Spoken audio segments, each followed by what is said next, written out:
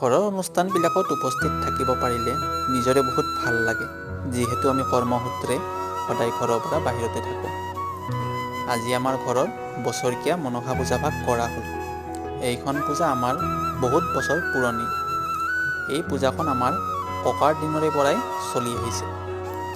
এই পূজাত হোম যজ্ঞও আৰম্ভ হৈছে।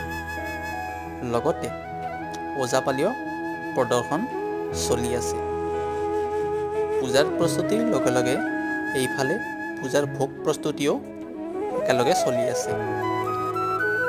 ঘৰৰ সকলোৰে উপস্থিতিত আজি বৰ উলহ মালহেৰে পূজা ভাগ সম্পন্ন কৰা গ'ল। আজিলৈ ইমানতে এৰিছোঁ। বাই।